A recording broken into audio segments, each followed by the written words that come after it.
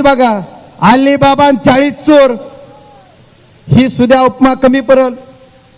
कारण बीड जिल्ह्यामध्ये जे गुंडगिरी दादागिरी चालवली त्याचाच भाग म्हणून बीड जिल्ह्यामध्ये ही जी घटना घडली संतोष अण्णा देशमुख यांची 9 डिसेंबरला घडलेली घटना जरी असली तर याची सुरुवात कुठं झाली तर आमच्या केज तालुक्यामध्ये 28 मेला 28 या 24 मे महिन्यामध्ये एक खंडणीचा गुन्हा दाखल झाला गेला आणि तो कॉम्प्रोमाइज करून मिटवला गेला. त्या खंडणीच्या गुन्ह्यामध्ये जे कुणी आरोपी होते त्यांना सुद्धा या खंडणीच्या आरोपात घेतला पाहिजे, कारण त्याची सुरुवात तिथून झाली.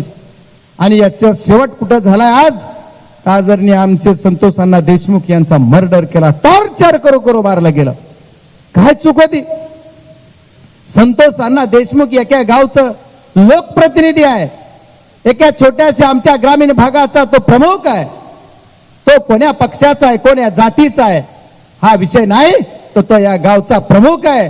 आणि त्यांनी काय केलं तर ही जी कंपनी होती या कंपनीच्या तिथं जिथं मारामारी केली आणि खंडणी गोळा करण्यासाठी जे कोण जात होते 6 तारखेला ज्यांचा गुन्हा झाला होता, 6 तारखेला जे भांडण झालं होतं त्या 6 तारखेच्या भांडणामध्ये त्यांनी प्रत्यक्ष भाग घेऊन भांडण सोडवासोडी किंवा आमच्या गावात येऊन भांडण पिटू नका असं म्हणलं गेलं. त्याचाच मनात एक राग घेऊन या सर्व काय म्हणलं पाहिजे यांना उपमा, या सर्व हरामखोरांनी आदरणीय आमच्या संतोष अण्णा देशमुखांचा मर्डर केला गेला. याच्या पाठीमागे कोण आहे? याच्या पाठीमागे जो कोण मास्टर माइंड आहे ती पकडला पाहिजे असं मी पहिल्या त्याच्या पाठीमागे मास्टर माइंड कोण आहे तर हा खंडणी खोर आहे. या खंडणी खोरानं याच्यावर फक्त खंडणीचा गुन्हा दाखल केलाय. मला एकच सांगायचं, मी पहिल्या बाईट मध्ये सांगितलं होतं याचं कनेक्शन कुठं धाराशिवची जुडतंय का, याचं कनेक्शन कुठं पुण्याला जुडतंय का. आज मला मीडियाचे बांधव सर्व विचारत होते तुम्ही त्या दिवशी कसं सांगितलं. म्हणलं बाबा हो, मी समाजसेवा आणि राजकारण फटावर माझ्या मिशा नव्हत्या तेव्हापासून करीत होतो, आता पूर्ण पांढऱ्या झाल्यात. म्हणजे मला नक्की माहित आहे. आणि आता अण्णांनी त्यांच्या शालीत सांगितलं, शैलीमध्ये सांगितलं की तुम्ही ह्यांच्या बरोबर काम केलं, तुम्ही त्यांच्या सर्वांनीच आपण काम केलं, राजकारणाचा भाग सोडून देऊ. मी राजकारण करायला या मोर्चा सहभागी नाही. मी या मोर्चामध्ये सहभाग याच्यासाठी आहे की आमचा संतोष अण्णा देशमुख यांच्या मारेकऱ्याला फाशी होईपर्यंत मी तुम्ही आम्ही सर्वजण लढणारच आहोत. माझा सरकार मायबापला म्हणणं आहे की सरकार उपमुख्यमंत्री असा मुख्यमंत्री असा की कुणी असा, सरकार म्हणून तुमची जिम्मेदारी काय आहे तर माझी सर्व जनतेच्या बीड जिल्ह्याचा प्रतिनिधी या नात्यानं मी आपल्याकडे एक मागणी करणार आहे. संतोष अण्णा देशमुख यांचे मारेकरी जे आहेत त्याच्यात प्राथमिकदर्शी जेवढे लोक तुम्हाला निदर्शनास येतात त्याच्यावर 7 लोकांवर तुम्ही गुन्हा दाखल केला. या 7 लोकांमधला 2 आरोपी तुम्ही पहिल्या दिवशी पकडले गेले, 3रा आरोपी सुद्धा बालेवाडी पुण्यातूनच उचलला गेला आणि 4था पोलिसनी आणखी काही नाही की सरेंडर झालाय की पकडलाय, पण पकडलाय. पण तो जर पकडला तर तो आरोपी दोन्हीकडे आहे, खुनात पण आहे आणि खंडणीत पण आहे. त्याच्यानंतर नाट्यमय घटना घडती आणि या खंडणीतला मेन आरोपी जो कोण आहे त्यानं स्वतः सरेंडर केलं कुठं CID पुणे. आता काय झालं गेलं नाट्यमय घटना आहे त्या सगळ्या की काल काय गेलं तर 2 याच्यातल्या 2 आरोपीला लगेच ती सरेंडर झाला की पकडलं पोलिसांनी. किती कौतुक आहे. मी मीडियाच्या माध्यमातून पोलिसांचंही कौतुक केलं की तुम्ही जर खरंच ही पकडले तर कौतुक आहे. पण माझ्या पोलीस CID बांधवांना सुद्धा माझी विनंती आहे, ज्या गाडीमध्ये हा खंडणीखोर आला ती गाडी तुम्ही आणखी का जप्त केली नाही, जो घेऊन आला त्याला तुम्ही आणखी अटक का केलं नाही, त्याला तुम्ही आणखी सह आरोपी का केलं नाही. हे ज्या टोळीचे सर्वजण सदस्य आहेत हे सर्व खुलेआम फिरतात, मीडिया पुढे येऊन सांगतायत की आम्ही असं केलं. पिक्चरच्या एखाद्या दिग्दर्शकाला एका डायरेक्टरला सुद्धा लाजवून अशी स्टोरी बनवतात.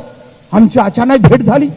हा अरे नेमकं काय, तू आहे कोण तुझी अचानक भेट व्हायला, आणि माझी अचानक भेट झाली म्हणले आणि मग अचानक भेट झाली की मी तिथं गेलो आणि मग माझ्या गाडीत बसले, असं असं काय काय तुम्ही मीडियाला बघता. आणि बजरंग सोनवणे काही राजकारणाचे प्रवक्ते आहेत, मला त्यांच्यावर काय बोला एवढे नाही वाटत मला, पण तेही बोलले की बजरंग सोनवणेला प्रसिद्ध पाहिजे, त्या प्रसिद्धीसाठी तो खोटं बोलतोय.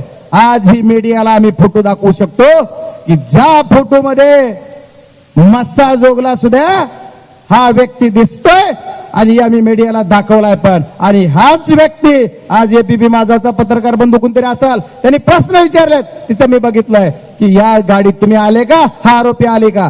मग एवढं जर तुम्ही तिथं दिसताय, ओपन दिसताय आणि तुम्ही म्हणतात आम्हाला प्रसिद्धी पाहिजे, जरा अभ्यास करा आणि पुन्हा बोला. ठीक आहे, गाडीचा ताफ्यातला फोटो पण मिळेल, ठीक आहे, गाडी तू माणूस तिथं आहे. आमचं म्हणणं काय, मग हा सर्व जर लाईव्ह आम्ही काय बोलतोय, आज सुद्धा इथं काही असतील बघा धपाची कुडून तिकडून इकडून कोण कोण आलाय, सुरेशांना काय बोलतोय, बजरंग बाप्पा काय बोलतोय, कोण काय बोलतोय. पण आम्ही एकच मागणी आमची सर्वांची, आमच्या पक्षाच्या पलीकडे जाऊन, राजकारणाच्या पलीकडे जाऊन मानवता म्हणून आमचं काय कर्तव्य, तर आमच्या एका बांधवाचा असा खून केलाय, हत्या केली, त्याला त्याच्या मारेकऱ्याला फाशी झाली पाहिजे, ही आमची मागणी आहे. आणि या मागणीत मला मायबाप सरकारला दुसरी मागणी करायची, 25-25 दिवस 30-30 दिवस मारेकरी सापडत नाहीत, स्वतः येऊन सरेंडर होतात. आणि कोण म्हणते, आणि तुम्ही म्हणता की हे देव, माझं म्हणणं असं आजची मागणी की एवढ्या दिवस हे काय करत होते. त्यांचा प्रवास ज्या दिवशी गुन्हा दाखल झाला तेव्हापासून तुम्ही पर्यंत हे कुणाला भेटले, कुणाकडे गेले, कुणी मदत केली, त्यांना सर्वांना सहआरोपी करा. मुख्यमंत्री महोदयांनी सभागृहात सांगितलंय तुम्ही मोकोका लावणार, ठीक आहे, तुम्ही जी फॉर्मॅलिटी झाल्यानंतर मोकोका लावा.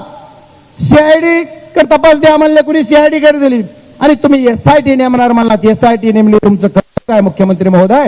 पण एसआयटी मध्ये जे लोक तुम्ही घेतलेत ते लोक कोण आहेत, पोलीसचे जे अधिकारी आहेत, या पोलीसच्या अधिकाऱ्यांनी ज्या पदावर बसलेत, ज्या खुर्चीवर बसलेत, त्या खुर्चीवर त्यांना बसवताना यांना कुणी बसवलंय याचा पण अभ्यास झाला पाहिजे. यांना बसवलंय. आणि याच्या बरोबरचे फोटो आज बऱ्याच नेते मंडळी ट्विट केलेत, आज बऱ्याच माध्यमांनी दाखवलेत, मी सुद्धा सकाळी एक फोटो दाखवला. अरे कोण कोण अधिकाऱ्याचे काय काय संबंध आहेत. बरं फोटो कुठला माहित आहे, विधानसभा निवडणुकीतला निकाल लागला त्या दिवसाचा गळ्यात बिल्ला आहे, आय कार्ड आहे. आणि निकालाच्या दिवशी हा अधिकारी जाऊन जर एखाद्या राजकीय मंडळीच्या तिथं भेटतोय म्हणजे हा तो सालगडी झाला गेला आणि तुम्ही तो एसआयटी ठेवलाय. आदरणीय अण्णा, तुम्हाला वाईट वाटू देऊ नका, पण तुम्ही चांगलं काम करताय. तुम्ही जरा तुमच्या मुख्यमंत्र्याला सांगून लवकर बदला म्हणले, ते बदलायला मला मागणी केली. आज सरकारी वकिलाची ऑर्डर झाली, सरकारी वकील उभारणा कोर्टात, काय दहशत आहे. देशपांडे नावाचे सरकारी वकील माझ्या केज मधल्याच आहेत, माझ्या होम पीचचं हे गाव आहे संत देशमुख. हे मी ज्या जिल्हा परिषद सर्कलचं नेतृत्व केलं, जिथं मी निवडून आलो 17ला, त्या जिल्हा परिषद गटातलं हे माझं गाव आहे, ही माझं घर आहे, ही माझं कुटुंब आहे. ह्या माझ्या भावाला न्याय मिळण्यासाठी मला पूर्ण झटायचं आहे आणि शेवटपर्यंत झटणार म्हणून सांगितलं. तर या कुटुंबाला न्याय देण्यासाठी तुम्ही आम्ही सर्वजण भेटतो. मग हे जे आहे तो देशपांडे नावाचा सरकारी वकील जो आहे तो काय मला मी नाही उभारणार, तिथे घाबरतात का, आता ही काय करते रात्री भरोसा नाही. आज सुद्धा बरेच लोक रस्त्यावर यायला घाबरतात. त्याचं कारण काय, तर त्याचं कारण यांची दादागिरी, यांची गुंडगिरी, यांची दडपशाही. ही जर आज लोकांना वाटतंय, अण्णा आज लोकांना वाटतं की उद्या ही बाहेर आलं तर काय, अशी भीती वाटते. किती अधिकाऱ्याची जे मगरुरी आहे. अधिकारी काल एक म्हणलाय, मी जर प्रेस घेतली तर खासदाराची चड्डी राहणार नाही. तर माझं म्हणणं असं आहे, मायबाप अधिकाऱ्यांना द्या. महाभारतामध्ये आमच्या द्रौपदीचं वस्त्रहरण करायला दुर्योधनाला, आताच्या कलियुगामध्ये माझं वस्त्रहरण करायला तू जर येणार असेल तर कोण कृष्ण येतोय हे बी बघू. तर तू तर एकदा प्रेस घे, माझी विनम्र विनंती की तू एकदा प्रेस घेऊन कर, काय करतोस ती कळल तर मला. माझी मायबाप जनतेच्या सर्वांच्या साक्षीनं सांगणं आहे, एकदा घे प्रेस. माझं काय 2 नंबर आहे उघडे कर, माझं काय लपडे उघडे कर, माझे कुठं पैसे गैर कानून येत उघडे कर, माझं काय काय उघडे कर. तुझं तर कायच राहायचं नाही. तुला काय झालं, अँटी करप्शनला पकडलं, अँटी करप्शन पकडलं की लगेच बीड ट्रॉपिक नळदुर्गचं ट्रॉपिक लगेच 2 महिन्यात जिथं जागा नाही तिथं तुला पोस्टिंग. तुला कशी दिली? तू कुणाबरोबर मेहरबान आहे? तुला कोण? आणि असा कसा बोलू शकतो? ह्याचं उत्तर येणाऱ्या 2 दिवसात कळेल की त्याला म्हणलाय काय काय करेल ते त्याला मिळेल.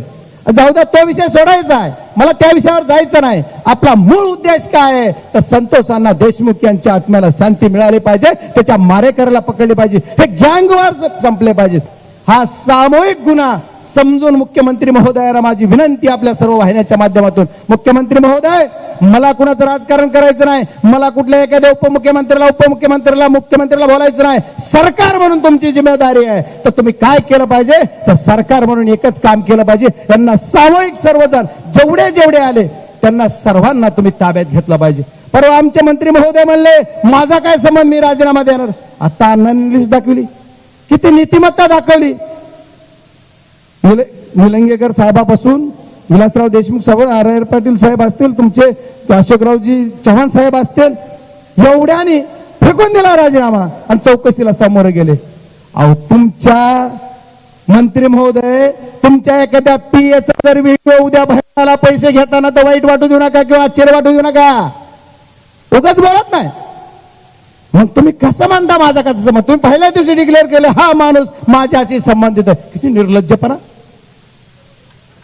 अरे सर्व दुनिया भेटायला येते, सर्व दुनिया. आणि या संतोष अण्णा देशमुख, आम्ही कुठे राजकारण करतोय?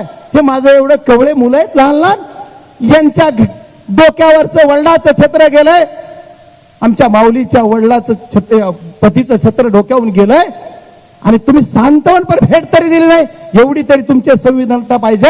तुम्ही 2 मंत्री मिळालात आमच्या जिल्ह्याला, आणि तुम्ही काय केलं? तर साधं भेटायला सुद्धा येऊ शकत नाहीत. ही आमचं खऱ्या अर्थानं, तुम्ही ज्या मंत्रिमंडळात तुम्ही ज्यांनी घेतलंय कोणी, त्यांची खऱ्या अर्थानं ह्यांची जिम्मेदारी ह्यांना काढायची आणि ह्यांची जिम्मेदारी स्वतःहून बाहेर पडायची. यांना तेवढी संवेदना नाहीये, या प्रकरणाची गांभीर्यता नाहीये. म्हणून मी एवढंच सांगेल की आपल्याला सर्वांना जास्त काही न बोलता, तुम्ही एवढा प्रचंड जनाक्रोश मोर्चा काढलाय या संतांच्या भूमीमध्ये, ज्यांनी शिवस्वराज्याची स्थापनाची सुरुवात म्हणायला यांचा इथून झाली, संभाजीराजांचा जन्म इथं झाला, अशा एवढ्या संतांच्या भूमीत पुण्यातून झाली. आमची सुद्धा बीड जिल्ह्याची भूमी जर विचार केला तर सुसंस्कृत भूमी म्हणली जाते, पण त्यांना गुंडांचा अड्डा बनवायचं काम केलं, आणि त्या गुंडांचा अड्ड्याचा मारेकरी इथं बसायला आहे. ते जरा तपासा. आणि पोलीस यंत्रणेने ह्या पुण्यामध्ये त्यांचं कुठं कुठं काय काय झालं, सुरुवातीला व्हिडिओ कुठून आला, शेवटचा व्हिडिओ कुठून आला, हे सुद्धा बघितलं पाहिजे. आणि या खुन्याचा जो कोणी मास्टर माइंड आहे, याला 302 मध्ये लवकरात लवकर घेतलं पाहिजे. मुख्यमंत्री महोदय, आता बाकी सर्व लोकांचे सर्व शांत झालं म्हणताल तुम्ही, आणि एक आरोपी पकडाल. आता मला वाटतं उद्या एखादा पकडेल बघा, उद्या नक्की एखादा आरोपी पकडला राहिलेला. पण एवढ्या 1-2 आरोपीवर नाही, ह्याच्यात आणखी 50 आरोपी आहेत ज्यांना सहआरोपी केलं पाहिजे, आणि ते केल्याशिवाय ही शांत बसणार नाहीत. आम्ही संतोष देशमुखच्या सर्व मारेकऱ्यांना फाशी दिल्याशिवाय शांत बसणार नाहीत. ही तुम्हाला सर्वांना मी शब्द देतो, आणि सर्वांना विनंती की कुणी जाऊ नका, आपल्याला सामूहिक श्रद्धांजली अर्पण करायची. सर्वांनी माझं वाणीला पूर्ण विराम देतो. ओके, पहिल्यांदा राष्ट्रगीत होईल, सर्वजण उठून उभा राहा, आणि त्याच्यानंतर श्रद्धांजली. आपण सर्वजण अमर रहे संतोष देशमुख, अमर रहे, अमर रहे, अमर रहे संतोष देशमुख, अमर रहे. थँक्यू. श्रद्धांजली होण्यापूर्वी प्रशांतदादा जगताप आणि अरविंदजी शिंदे एक अनाउन्समेंट करतायत. कृपया प्रशांतदादा जगताप आणि अरविंदजी शिंदे आणि त्यांचे सहकारी एक अनाउन्समेंट करतात. प्लीज फक्त 2 मिनिट, याच्यानंतर श्रद्धांजली होईल आणि त्यानंतर या ठिकाणाहून जायचंय. काही करू, फक्त 2 मिनिट.